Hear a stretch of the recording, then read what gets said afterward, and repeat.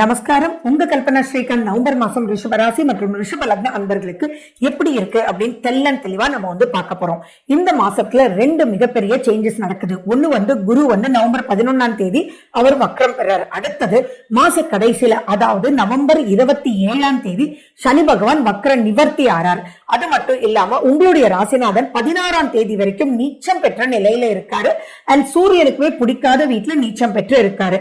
And 16ஆம் தேதிக்கு அப்புறம் உங்களுடைய ராசிநாதன் நல்ல சூப்பர் உச்ச ஆட்சி பெற்ற நிலையிலும் சூரியன் ரொம்ப சூப்பரா உங்க 7ஆம் வீட்டுக்கு வந்துடுறாரு. இதனால என்னென்ன பிளஸஸ் என்னென்ன காஷனா இருக்கணும் அப்படின்றது நான் உங்களுக்கு தெளிவா சொல்றேன். அதை கிளியரா நீங்க ஸ்கிப் பண்ணாம கடைசி வரைக்கும் பாருங்க.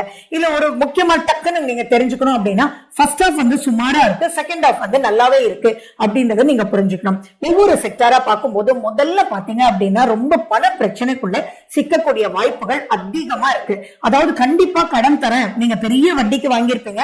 இப்ப ஒருத்தர் ஃப்ரெண்டு சொல்லுறதா என்கிட்ட பணம் இருக்கு, நீ கம்மியா எனக்கு வட்டி கொடு அப்படின்னு சொல்லியிருப்பாரு. ஆனா இப்ப அந்த கடன் அவங்களுக்கு கொடுக்க மாட்டார் அல்லது கொடுக்க விடாது அப்படின்ற ஒரு பாயிண்ட்ல நம்ம வச்சுக்குவோம். அதனால கடன் பிரச்சனைகள் மிகவும் அதிகமான சுமையை தேடி வரும். அறியாத பயம், புரியாத கவலை, மனசுக்குள்ள பயங்கரமான ஒரு குழப்பம், என்னமோ தெரியலையே அப்படின்ற அச்சம் அப்படின்றது கண்டிப்பா இருக்கும். எப்ப இருந்து அப்படின்னா நவம்பர் 11ஆம் தேதிக்கு அப்புறம் ரொம்பவே ஒரு மாதிரி குருவனுடைய மாற்றத்தினால் அதீத பயத்துக்குள்ளேயும் குழப்பத்துக்குள்ளேயும் போகும். கண்டிப்பா எந்த ஒரு விஷயத்திலையும் உங்களுடைய திசா புத்தி அந்தரம் ரொம்ப நல்லா இருந்தாலும் எதுலையுமே ரிஸ்க் அப்படின்ற விஷயத்துக்குள்ள என்டர் ஆகாதீங்க ரிஷபராசி மக்களே.